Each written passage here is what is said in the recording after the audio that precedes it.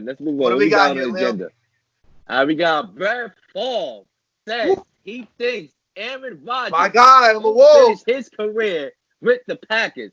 Does Brett Favre have a point? Yes, he does. I'm gonna tell you why. How I see it right now, history is repeating itself. Remember the year 2005 when the Green Bay Packers drafted a guy out of Cal named Aaron Rodgers with the I'm very the 24th. Yeah. And 15 years later, what did the Packers did in this year's draft? Last week, they drafted a guy named Jordan Love in the first round, right? Yes, How sir. I see the situation about to play out, it's going to be the same thing how like the Favre and the Packers ended. But instead, Rodgers won't retire right away. So, being as I'm a huge Packers fan, I mean, you see Favre behind me. I honestly, the whole week, man, I thought about this whole situation, and I unfortunately have to agree with Brett Favre. You know, look, man, Rodgers is under contract for the next 3 to 4 years with a boatload of money on the line. He's 36 years old. And like I said, initially as a Green Bay Packer fan, I thought, nah, no shot. Get this garbage talk out of here. Rodgers is a Packer for life. But after reevaluating the situation, I mean, Brian Gutekunst has done pretty much everything he possibly could have to piss off Aaron Rodgers. Now, this could be a good thing, like Zach said, and this could fuel Rodgers to a great year. But this could also piss Rodgers off into thinking, you guys did nothing to help me out. We were a few pieces away from somehow beating the San Francisco 49ers because we had the defense. I mean, the run defense needed to get bulked up. But we're not too far off. We're a playoff contending team. And instead of building around Aaron Rodgers and getting him a weapon, first of all, they go out in free agency and they say, Emmanuel, yeah, we'll let you go to the Saints. Austin Hooper, yeah, see you later. You can have fun in Cleveland. And then they take a guy, Devin Funchess, a veteran, who had 3 receptions in 2019. What the hell are you doing?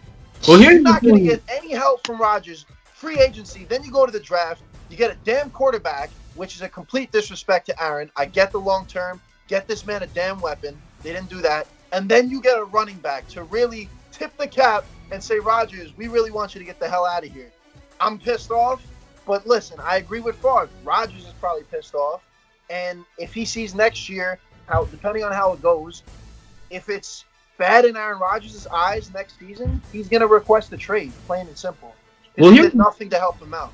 Here's the thing when I look at the Packers, is I think there was a report on Bleacher Report that came out, I believe it was Tuesday, that said Matt LaFleur and Brian Gutekunst, the Packers GM, a big reason as to why they decided to take Jordan Love is to show Aaron Rodgers who's in charge. I believe that was the exact word. What? And something like that. So I think the thing for me is, I think that report says it all, because keep in mind, everyone says, oh, the Packers have done such a poor job getting Aaron Rodgers weapons, and that's why he has won Super Bowl. And I get it, and in 2020, I think you could definitely make that point. But I feel like a lot of people are forgetting that Aaron Rodgers did have a prime Jordy Nelson, and Randall Cobb, and Devontae Adams, and hold on a minute. And consistently has had one of the best offensive. Hold on a minute. 2014, there was one man that screwed up that year from a Super Bowl. I don't even want to say his name. But say his name. Brian Bostic. The man that botched the onside kick should be shipped off to another country. No, so that's what I'm going to say about 2014. This man was not like that.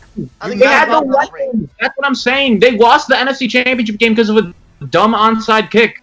So they had a big lead in that game. So they should have won. They should have went to the Super Bowl. So they weren't that far off. As you said, they were just a botched onside kick away from winning. This year, they lost by 3 touchdowns to the 49ers, and the game was blown out. Close. So if you want to say that, they're like they don't have any weapons right now, that's fine. But it's not like his whole career, Aaron Rodgers has had 0 weapons in Green Bay. I will say Rodgers always make his receivers look good. He's never had and that's why he has never had a first-round pick wide receiver. He's never had a first-round pick wide receiver. Russell Wilson, I don't know who the hell he plays with. He makes his wide receivers look right. And Aaron Rodgers saying this year, I understand if I was a Packer fan, yes, I would be very pissed off. But Will just said it. Russell Wilson had no wide receivers the last 3 years. Literally. Somehow led the Seahawks to the playoffs. You also see Tom Brady do it every year until this one, making guys around him better. And Aaron Rodgers is a great talent. Brady had Edelman. Brady had Gronk. But he needs to make his receivers better. And I love Devontae Adams. Listen. I would cut him some slack for last year because, one, you have a whole new coach, so he has to get used to whatever the hell system LaFleur wants to go through.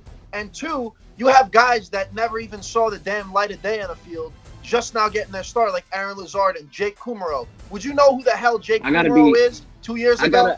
I gotta be honest with you. So I think it was a one year evaluating process, and hopefully the chemistry is up. I respect the passion that Kenny C is bringing right now, being a Packers fan.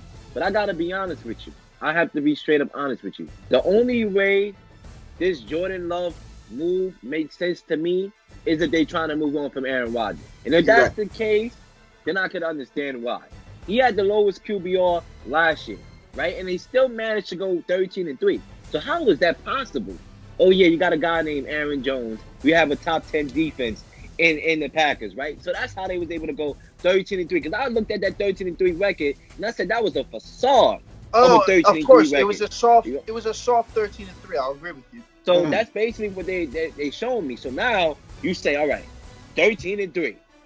How is that possible when a guy has the lowest QBR last year? That's because we have Aaron Jones in the top 10 defense, which means Aaron Rodgers, we don't need you, brother.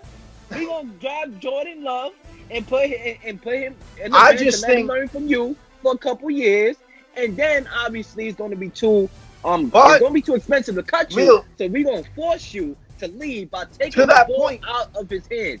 And that's what the Packers are trying to do.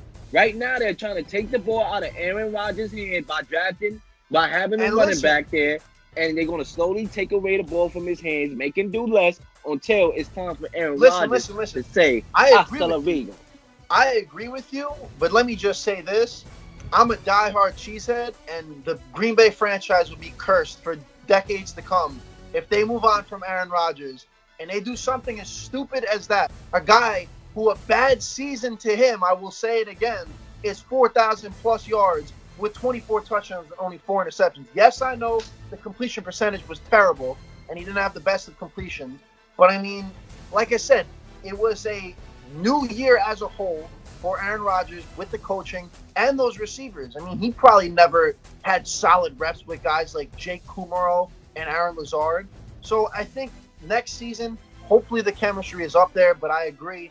Aaron Rodgers was disrespected overall, and I could see him saying, I want to get the hell out of here. Because Brett Favre sure as hell wasn't happy when the Packers, like you said, Cam, drafted Rodgers in 2005. Mm-hmm. So, yeah, and that's a sign to me. For the Packers to move up and say, yeah, we getting this guy, shows me that their point intended is trying to move on from Aaron Rodgers, and they're going to slowly take the ball out of his hands. They're going to be a run team first on this upcoming season, which they're basically showing is that, listen, Aaron Rodgers, you haven't elevated us. Yeah, we might have had the talent around you that you needed, but you still wasn't able to elevate us, right? You're not like Russell Wilson can elevate a team. So with that being said, we're going to let you take a back seat since you can't elevate us and run the football, play good defense, sort of like what the 49ers do. Because I didn't see Jimmy G elevating nobody either. So they're going to try to take that model. But the only thing is, you're not better at the 49ers game. Sometimes people try to play you at your game, and they suck. You can't do that. You can't beat certain times. Most times you can't beat somebody at their game. The 49ers are going to be a better version, a way better version than what the Packers are going to be next year. And I would say this, God forbid this ever happens, but if Aaron Rodgers somehow gets traded to the 49ers in the near future, God forbid it happens, because I love Aaron Rodgers. Right. They're winning the bowl. Easy. The 49ers, easy. You throw out Garoppolo and put in Rodgers, I mean, forget about it, man.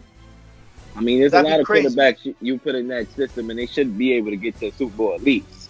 You know what I'm saying? Yeah. And I hope Kyle Shanahan does not choke, because he choked the last 2 Super Bowls.